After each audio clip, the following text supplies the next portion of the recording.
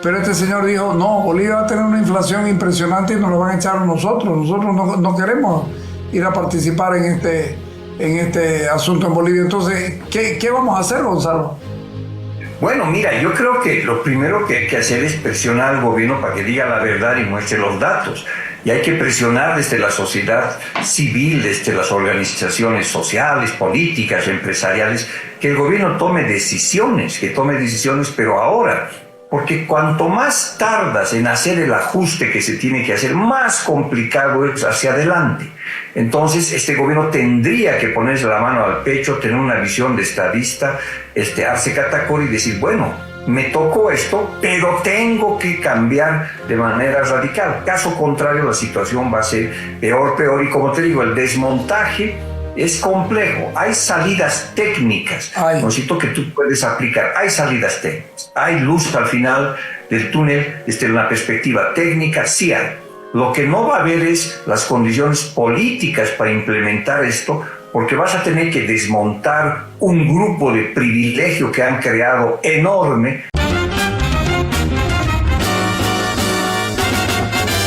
Esto es Cabildeo Digital. Bienvenidos a Cabildeo Digital. En un día de lucha social como hoy, les traemos un gran programa sobre la problemática económica y también sobre las soluciones que le debemos dar al país. Nos complace presentarles la dupla ganadora, nuestros grandes amigos de la casa, Carlos Valverde desde Santa Cruz y Gonzalo Chávez desde La Paz. Bueno, está Gonzalo Chávez con nosotros, vamos a aprovechar que está Jutre y Pituco, porque lo vamos a exprimir. Te vamos a exprimir hoy día. Muy bien, sí, aquí pues una pena no poder haber estado contigo hoy día presencialmente, pero bueno, esto del paro nos complicó un poco la vida. Sí, se entiende. Gonzalo, conversábamos antes de extracámara, el país está muy feo, ¿no? Sí, mira, la crisis económica, social, hay pues es múltiple, ¿no? Tienes una crisis económica que ya no la puedes negar. Falta dólar, falta diésel, tienen enormes dificultades fiscales, no hay inversión pública, no hay préstamos. Tienes una crisis de orden política, es obvia. Sí. El gobierno no tiene gobernabilidad en el parlamento, en la calle, están divididos, el partido más importante que gobernó casi 18 años este país. Tienes una crisis también de orden ético-moral, ¿no? Mira, ellos eran los que nos decían que eran la reserva moral del planeta Tierra, que era el hombre y la mujer nueva, que era la construcción más importante que había realizado la humanidad. Y ahora entre ellos no se bajan de ladrones, de corruptos, y se sacan los trapitos al sol. Desleales, se saca y es tremendo eso para la simbología, o sea, tenemos que asistir a esta decadencia moral tremenda entre los que nos decían que habían venido a transformar el mundo, ¿no? Además, toda la crisis institucional que tú conoces muy bien, que tiene que ver con la justicia, que tiene que ver con esta pérdida de credibilidad de todas las instituciones, inclusive el Instituto Nacional de Estadística. Los datos no pueden perder la majestad. Un país que pierde la confianza en el ente que coloca los datos, la información para la toma de decisiones público-privadas, es muy grave, es como estar a oscuras, porque no sabes lo que pasa dentro de tu información económica. Y peor, ¿no es cierto?, si la gente no te cree, y eso es un tema eso te genera una crisis de credibilidad, ¿no? Es muy duro eso, o sea, cuando la gente no cree en la política económica, no cree en las instituciones, no cree en los líderes políticos que nos gobiernan, no cree en los líderes sociales. Entonces, estás frente a una decadencia, pues, en múltiples dimensiones. Esto no es solamente una crisis económica, ¿no? Estamos en la decadencia total, y así como lo señala Gonzalo Chávez, el masismo como una plaga se comió el país y lo que deja a su paso es humo y ceniza. Claro, pero tengo la impresión que lo económico es lo que determina finalmente todo lo demás, ¿no? Porque con plata hasta la pobreza es llevadera, ¿no? Así es evidente, ¿no es cierto? Ciertamente esta decadencia económica pues está complicando mucho la situación del gobierno. Mira, y la crisis tardó en llegar, pero una vez que se acelera, lo hace muy rápidamente. Y tú ves que ya el gobierno, haga lo que haga, no puede contener los ríos que se han desbordado en términos fiscales, en términos monetarios, en términos cambiarios, ¿no es cierto? Entonces, esta crisis económica, pues sin duda alguna es la punta del iceberg y está explicando todas las demás crisis, ¿no? Mira, aquí dice, entre los datos que tengo, caen 478 millones de dólares los depósitos en dólares y la mora comienza a subir, la mora de pago. Bolivia tenía siempre un buen número en la gente que pagaba sus deudas a los bancos, sobre todo, y a la financiera, porque con eso metía y sacaba plata y le iba yendo bien. Hoy día ya no es posible eso. ¿Eso qué te dice? Que la calle dejó de moverse. Así es, y que has comenzado a tener problemas. Ojalá que eso sea simplemente un dato menor, pero cuando la mora aumenta, la mora es básicamente la cantidad de dinero que las empresas y la gente le deja de pagar al banco. La mora ha estado alrededor de 2,5%, y ahora no está tanto, está alrededor de 4,5%. Pero ya es un señal importante. Claro, pero si tú agarras los otros indicadores, como la pérdida de reservas internacionales, como la dificultad del déficit público, como la falta de inversión pública, como un tipo de cambio que ya en el paralelo está alrededor de 11 bolivianos el dólar. Entonces, cuando tú ves el conjunto de indicadores macroeconómicos y microeconómicos, no se puede negar que estás frente a una crisis terminal que el gobierno no quiere aceptar e insiste que esto es un problema pasajero, que si la Asamblea aprobase $1.000 millones que estarían en préstamos, se resolverían los problemas. No es así, ¿no es cierto? Esos dólares que están esperando para ser aprobados no son líquidos, no ayudan a aumentar las reservas internacionales, no ayudan a que el gobierno tenga dólares sonantes y constantes para pagar el diésel y la gasolina, para pagar la deuda externa. Son dólares que pueden ir a ayudar a la inversión pública. Sí, pero entonces el gobierno está perdido en eso, ¿no? Claro, pero además el gobierno está prestándose plata para pagar. Y eso se llama bicicleteo, ¿no?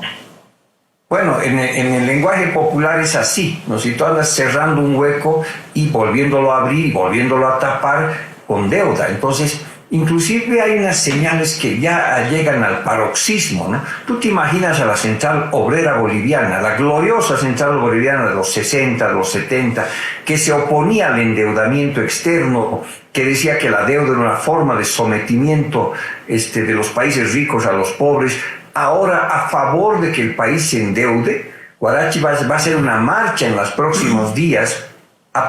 Una de las razones es que van a ir a la Asamblea a pedir que Bolivia se endeude más. Entonces, mira, hemos perdido completamente los parámetros ideológicos y políticos, y la Central Obrera Boliviana ahora se ha convertido en un apéndice del gobierno, que es un mecanismo de lobby junto a los empresarios a ver si la deuda aumenta, y una deuda que no va a resolver los temas económicos de Bolivia porque son demasiado grandes, y el gobierno no quiere aceptar que el problema está en haber estrangulado la gallina de los huevos de oro, que era YPFB, y que ha perdido como 4.500 millones de dólares de exportaciones y unos 3.500 a 4.000 de ingresos del Estado. Entonces, ese es el gran problema, ese es el origen del problema. Y no hay forma de tapar ese hueco, ¿no? La crisis económica es tan grande que el riesgo país llega a 2.328 puntos. De acuerdo al último informe de ENVI, Emerging Markets Bonds Index, elaborado por JP Morgan el 4 de septiembre, posiciona a Bolivia como la economía de mayor riesgo para la inversión extranjera después de Venezuela en todo el continente americano. ¿Cuán dañino es que el gobierno se endeude faltando 1 año y medio de gobierno, y que tan incierta su posibilidad de ganar la próxima elección? Bueno, le va a dejar pues un muertito al próximo gobierno muy grave, ¿no? Porque la deuda externa, o sea, la deuda pública, mejor hablaremos de una manera más general, está compuesta por la deuda interna. Esa deuda ha subido también de 12, 13 a 30%. Esa es la deuda que el gobierno tiene con los bolivianos, ya sea aquellos que han depositado su plata en los bancos o en la gestora pública, ex-AFPs. Y esos son como 30% del Producto Interno Bruto.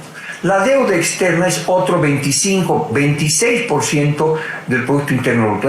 Entre ambas está alrededor de 60% del Producto Interno Bruto. Este es un parámetro muy alto para cualquier referencia internacional. Y ahora, si reconoce, y el gobierno no lo hace, la deuda con los hijos OPAs que tienen, que son las empresas estatales, eso llega al 20%, porque hay una deuda que tiene YPFB, que tiene yacimientos de litio, que tiene otras empresas estatales que ahorita ya sabemos que están con serios problemas con el Banco Central de Bolivia y con el Tesoro General del Estado. Es deuda entre familiares, dice el gobierno, y no la tengo que contabilizar. Pero esa deuda de los hijos OPAs, que son esas empresas que están fracasadas, alguna tienes que pagarla. Por lo tanto, la deuda total pública llega casi al 80% del Producto Interno Bruto. Y ese es un nivel de endeudamiento que ninguna economía puede sostener. Y a futuro, por supuesto, es irresponsable decir, bueno, me endeudo en el corto plazo y dejo pues que esta deuda la paguen en 2, 3 años y esa va a ser una bomba de tiempo para el próximo gobierno. El país sumido en una crisis terminal donde faltan valores y solo existe decadencia. Queremos soluciones, queremos salir del hoyo que nos metió el MAS. Pero Carlos, no hay una bala de plata, no hay una solución mágica, no se va a pasar así que el gobierno entre y lo va a hacer, digamos, con medidas económicas rápidamente van a solucionar los problemas. No va a pasar esto.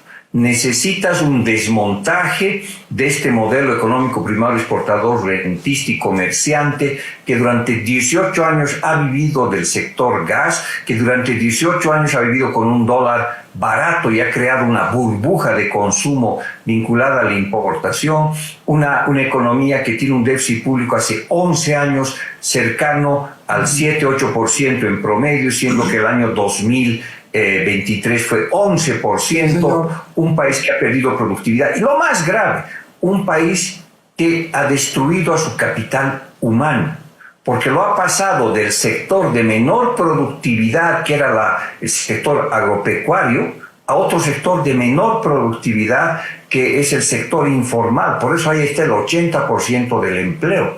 Y eso tiene un impacto sobre productividad en el mediano y largo plazo muy grave. Los jóvenes que están, digamos, el bono demográfico que habría, tiene un capital, un stock de capital humano muy bajo. El premio a la educación ha bajado.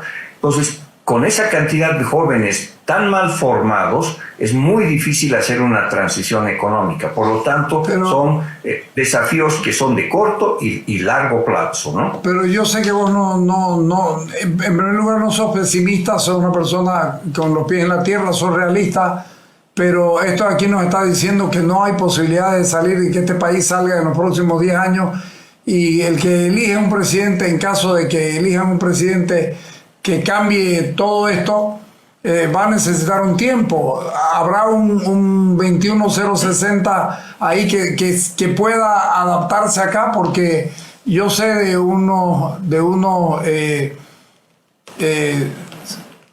economistas de primerísimo nivel que no quisieron venir a Bolivia a hacer ningún proyecto para ningún candidato, y lo sé muy bien porque uno de ellos me lo confesó. Lo que pasa es que no puedo dar el nombre, después te lo voy a dar en secreto, digamos, pero este señor dijo, no, Bolivia va a tener una inflación impresionante y nos lo van a echar a nosotros no queremos ir a participar en este asunto en Bolivia. Entonces, ¿qué vamos a hacer, Gonzalo? Bueno, mira, yo creo que lo primero que hay que hacer es presionar al gobierno para que diga la verdad y muestre los datos. Y hay que presionar desde la sociedad civil, desde las organizaciones sociales, políticas, empresariales, que el gobierno tome decisiones, pero ahora. Porque cuanto más tardas en hacer el ajuste que se tiene que hacer, más complicado es hacia adelante. Entonces, este gobierno tendría que ponerse la mano al pecho, tener una visión de estadista, Arce Catacora, y decir, bueno, me tocó esto, pero tengo que cambiar de manera radical. Caso contrario, la situación va a ser peor, y como te digo, el desmontaje es complejo. Hay salidas técnicas, que tú puedes aplicar. Hay salidas técnicas. Hay luz al final del túnel desde una perspectiva técnica, sí hay. Lo que no va a haber es las condiciones políticas para implementar esto, porque vas a tener que desmontar un grupo de privilegio que han creado enorme, rentistas por todo lado, cooperativistas mineros del oro, cocaleros, grupos muy grandes que se han beneficiado durante muchos años de, por ejemplo, el dólar barato. Entonces, ¿qué hacemos? Entonces vas a tener que tener condiciones sociales muy particulares y políticas muy estrictas para que tú puedas hacer cortes en el gasto público, política monetaria contractiva, flexibilizar el tipo de cambio, legislación que evite que siga aumentando el gasto público y la inversión. Tienes que repensar todo el tema del censo. En fin, son muchas tareas económicas que tienes que hacerla, que técnicamente hay caminos, pero políticamente yo lo veo sumamente complejo. Soluciones complejas en un país devastado. Un presidente que solo mira y deja que todo ocurra a su alrededor sin mover un dedo. El socialismo ha llegado para quedarse. Claro, ¿qué posibilidad hay que Arce actúe como debe si se ha tirado hasta las reservas de giros, especiales de giros, se las ha tirado y las usa para pagar deuda? Entonces, ¿cómo entender? Claro, tratando de que el país no deba para que no lo ejecuten o para que no le hagan alguna situación de bloqueo de alguno de sus bienes que está exportando, pero con eso estamos mal porque nos estamos tirando las reservas internacionales de giro y te la gastás esta vez por única vez, porque después no las podés reponer y vas a seguir con deuda y vas a seguir sin plata. ¿Cuál es el negocio de hacer lo que está haciendo? Bueno, yo creo que ganar tiempo de manera irresponsable para viabilizar su candidatura. No hay otra explicación. Porque ya viene a más de un año diciéndoles, no, si ustedes me permiten la venta del oro, yo resuelvo el tema cambiario. No pasó nada. Vendió más de 22 toneladas de oro y no pasó nada. Ahora anda diciendo que jamás va a ir al Fondo Monetario Internacional. Ya fue. Hay una relación con el Fondo Monetario Internacional a través de lo que son los derechos especiales de giro, que es una cuota que tenemos dentro del Fondo Monetario Internacional, pero que si no tienes un acuerdo con la suegra del FMI, no te la convierten en bolivianos o en dólares. Eso es lo que hicieron. Le dieron 500 millones de dólares. ¿No es cierto? Es un uso de cambio de monedas. ¿Esa es una relación con el Fondo Monetario Internacional? Sí. Así que no nos cuenten cuentos de que nunca hemos ido, que somos dignos y demás cosas que no funcionan. Utilizaron toda la plata que ha sido posible de lo que son la gestora y el sistema de pensiones, ¿no es cierto?